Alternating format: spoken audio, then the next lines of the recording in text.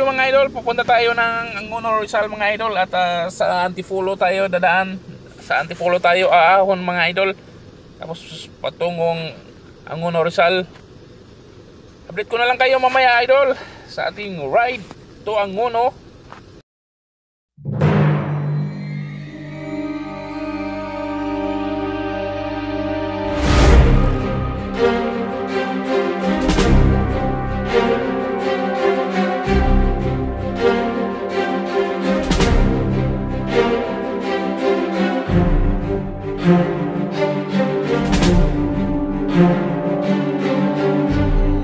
Meanwhile, a few moments later. Right, update mga idol, nandito na tayo sa corner EDSA Aurora Boulevard mga idol. Patawid na tayo ng Araneta mga idol.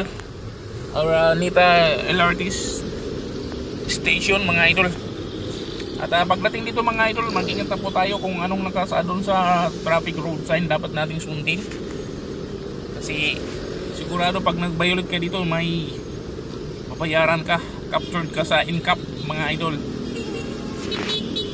At kung saan pwede lang dadaan yung motorcycle, doon lang po tayo mga idol. Kasi may mga ano dito motorcycling mga idol. Ayan malapit na tayo sa LRT Line 1 station, Araneta mga idol. Yan yung mga building dyan. Update ko na lang kayo mamaya idol sa ating ride. Madali tayo kasi maulan na. Eventually. Ayan na mga idol, update na tayo muli mga idol. At ito, pababaan na tayo ng sentro ng Angono mga idol. Dito tayo dumaan sa natawag nila na Sungay Road mga idol. Overlooking sa Angono to mga idol, ang ating dinadaanan. At ito mga idol hindi lang halata sa camera to mga idol, pero napakalusong nito. Talagang luros ka dito pagka preno mo. Kuan tawag dyan, palyado yung preno mo dito, talagang diretso ka sa baba. Pero simentado naman mga idol, yun grabe, napakatahabang palusong street mga idol. Kaya kayo pag nagawi dito, doble ingat mga idol. Ay lalo na ngayon maulan madulas yung kalsada mga idol. At ako'y nagmamadali ng umuwi ng mga idol kasi basang-basa na ako. Basa na yung itlog ko. Sus, Ginoo. Naabutan tayo ng ulan. Hindi ko na nakapicture yung ibang dinadaanan natin kasi grabe ulan.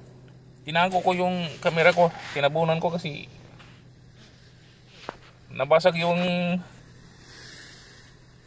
waterproof ko na casing. Ayan nandito na tayo sa overlooking. Pababa na tayo dito mga idol, dito sa sinasabi na lang Sungay. Nakikita ko to sa mga vlog ng mga bikers dito. Inaahon nila to mga idol. Mga putik-putik pa, mga ulan. Inaahon nila to mga idol dito kasi grabing sharp ang curve, tapos grabing ahon mga idol. Di lang halata sa camera na palusong kasi ayan overlooking. Di mo lang masyado kasi pagi yata, maulan kasi. Di makita sa Metro Manila kasi foggy ba yun usok yata mga idol. Yan pag dating ng hapon dito, daming tao dito, daming namamasyal dito. Kitang kita yung Metro Manila, kitang kita yung mga ilaw, magandang tanawin sa buong Metro Manila mga idol. Kitang kita yung dito yung sinasabi nilang Sungay Road.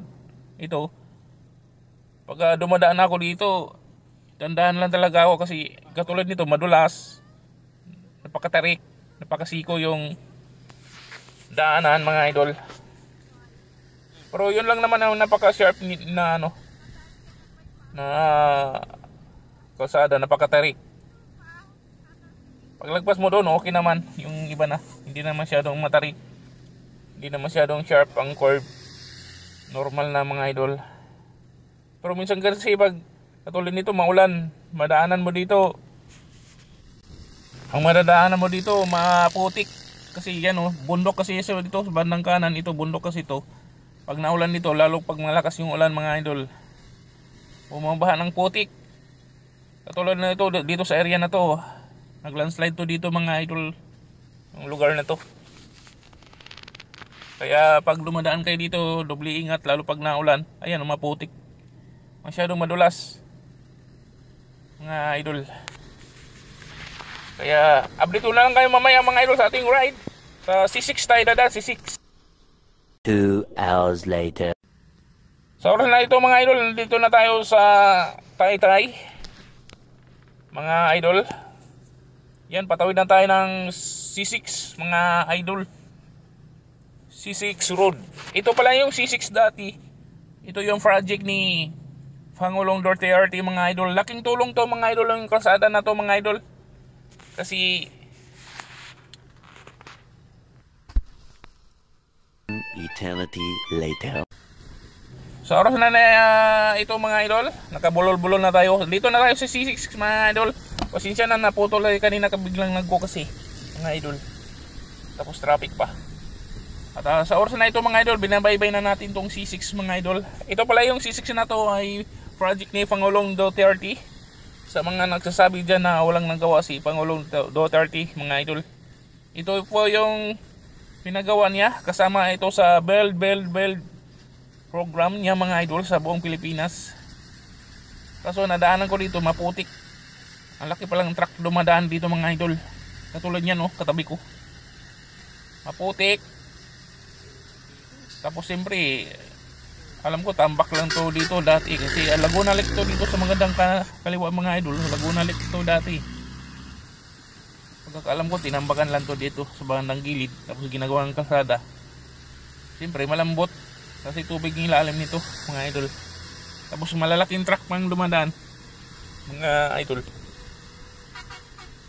Kaya laking tulong to mga idol sa traffic flow sa mga kababayan natin mga idol. Kasi hindi ka nadadaan ng Pasig. Dati kasi pag wala pa ito, hindi pa nagawa ito, iikot ka ng C5 kung mapunta ka dito sa Taytay. Binangunan, iikot ka ng Pasig. Ang Pasig, traffic na ang Pasig mga idol. Kaya laking tulong to mga idol kung mula kang Bikutan. Kasi kung galing ka ng doon sa Taguig, Bikutan, doon sa Alabang, hindi ka nadadaan doon sa Pasig, iikot dito ka na diretso sa C6 mga idol, tawid ng Taytay, Rizal mga idol. Laking tulong tong project na to mga idol sa ating mga kababayan. Kaya marami pa sana magagawa si Pangulong Duterte kung nagpatuloy lang sana mga idol sa buong Pilipinas.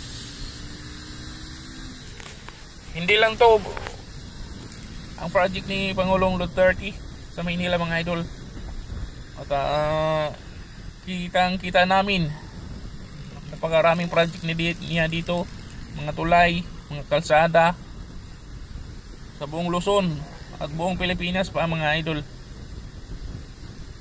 Kaya saludo ako sa dati nating Pangulo. Pero ngayon, Diyos ko Lord, pinadala sa dahig. Kaya update ko na lang kayo mamaya mga idol sa ating ride.